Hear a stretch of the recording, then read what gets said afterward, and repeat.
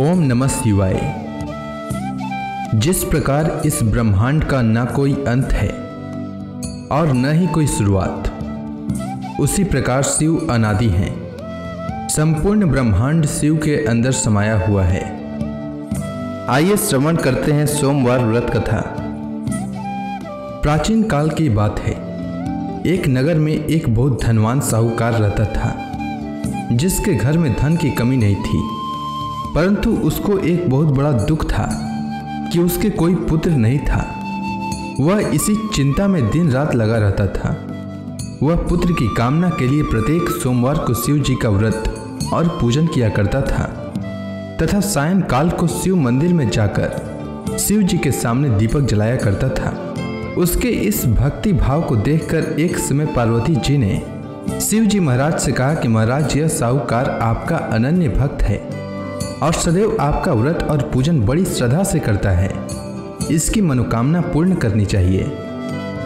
शिव जी ने कहा, हे पार्वती, यह संसार कर्म क्षेत्र है। जैसे किसान खेत में जैसा बीज बोता है वैसा ही फल काटता है, उसी तरह इस संसार में जैसा कर्म करते हैं वैसा ही फल भोगते हैं। पार्वती जी ने अत्यंत आग्रह से कहा, महाराज, जब यह आपका अनन्य भक्त है और इसको अगर किसी प्रकार का दुख है तो उसको अवश्य दूर करना चाहिए, क्योंकि आप सदैव अपने भक्तों पर दयालु होते हैं और उनके दुखों को दूर करते हैं। यदि आप ऐसा नहीं करेंगे तो मनुष्य आपकी सेवा तथा व्रत क्यों करेंगे।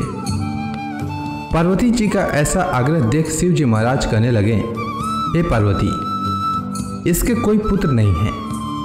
इसी चिंता में यह अति दुखी रहता है। इसके भाग्य में पुत्र न होने पर भी इसको मैं पुत्र प्राप्ति का वर देता हूँ, परंतु यह पुत्र केवल 12 वर्ष तक जीवित रहेगा। इसके पश्चात वह मृत्यु को प्राप्त हो जाएगा। इससे अधिक मैं और इसके लिए कुछ नहीं कर सकता। यह सब बातें साहूकार सुन रहा था। इससे उसको न तो कुछ प्रसन्नता हुई और न ही कुछ दुख हुआ।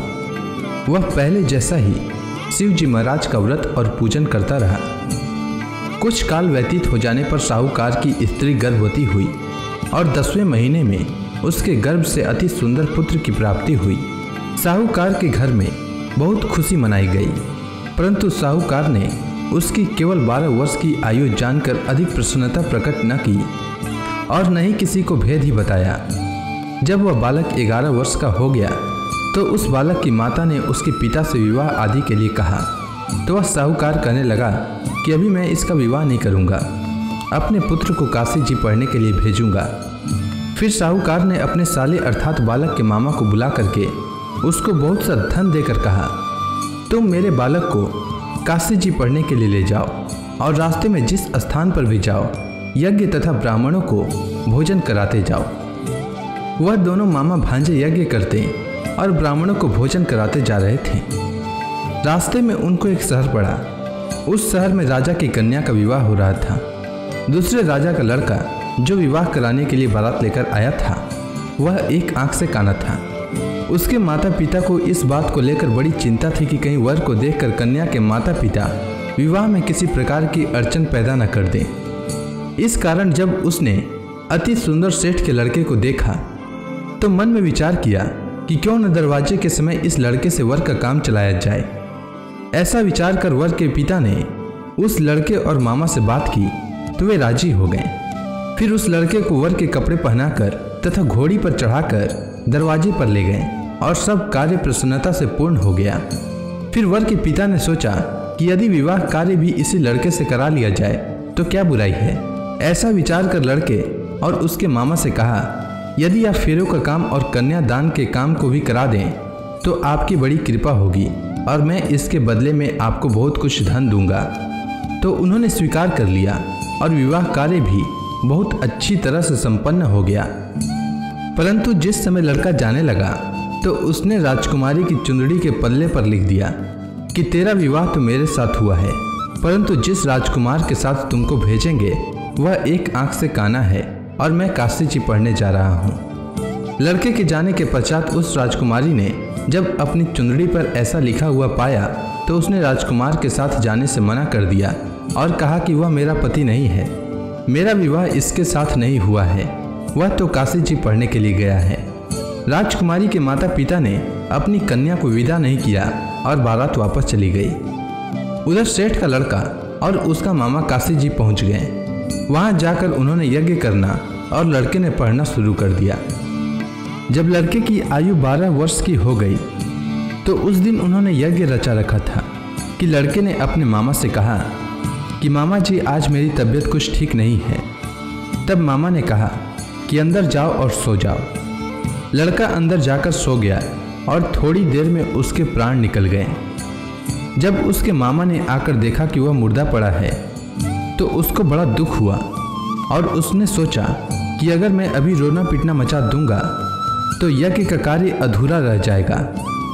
अतः उसने जल्दी से यज्ञ का कार्य समाप्त कर ब्राह्मणों के जाने के बाद रोना पीटना आरंभ किया। संयोगवश उसी समय शिव पार्वती जी उधर से जा रहे थे। जब उन्होंने जोर जोर से रोने की आवाज़ सुनी तो पार्वती जी कहने लगी कि महाराज कोई दुखिया रो रहा है, उसके कष्ट को दूर कीजिए। जब शिव पार्वती ने पास जाकर देखा तो वहाँ एक लड़का मुर्दा पड़ा था। पार्वती जी कहने लगी कि महाराज यह तो उसी सेठ का लड़का है जो आपके वरदान से हुआ था। हे महाराज, इस बालक को और आयु दीजिए, नहीं तो इसके माता पिता तड़प तड़प कर मर जाएंगे। पार्वती जी के बार बार आग्रह करने पर शिव जी ने उसको जीवन वरदान दिया और शिव जी महाराज की कृपा से लड़का जीवित हो गया। शिव जी और पार्वती जी कैलाश पर्वत पर चले गए। तब वह लड़का और मामा उसी प्रकार यज्ञ करते तथा ब्राह्मणों को भोजन कराते हुए अपने घर की ओर चल पड़े। रास्ते में उसी शहर में आए जहां उसका विवाह हुआ था। वहां पर आकर उन्होंने यज्ञ आरंभ कर दिया तो उस लड़के के ससुर ने उसको पहचान लिया और अपने महल में ले जाकर उसकी बड़ी खातिर की। साथ ही बहुत से दास दासियों सहित आदरपूर्वक लड़की और जमाई को विदा किया। जब वह अपने शहर के निकट आए तो मामा ने कहा कि मैं पहले तुम्हारे घर जाकर खबर कर देता हूँ। जब उस लड़के का मामा घर पहुँचा तो लड़के के माता पिता घर की छत पर बैठे थे और यह प्रण कर रखा था कि यदि हमारा पुत्र सकुशल लौट आया तो हम राजी खुशी नीचे आ जाएंगे, नहीं तो छत से गिरकर अपने प्राण खो देंगे। इतने में उस लड़के के मामा ने आकर यह समाचार दिया कि आपका पुत्र आ गया है, तो उनको विश्वास नहीं हुआ। तब उसके मामा ने शपथ पूर्वक कहा कि आपका पुत्र अपनी स्त्री के साथ बहुत सारा धन लेकर आया है। तो सेठ ने आनंद के साथ उसका स्वागत किया और बड़ी प्रसन्नता के साथ रहने लगे। इसी प्रकार से जो कोई भी सोमवार के व्रत को धारण करता है अथवा इस कथा को पढ़ता या सुनता है उसकी समस्त मनोकामनाएं पूर्ण होती है। उम्मीद है आपको सोमवार व्रत की कथा अच्छी लगी होगी। अगर आपको यह वीडियो अच्छी लगी हो तो कमेंट सेक्शन में ओम नमः शिवाय लिखना न भूलें। धन्यवाद।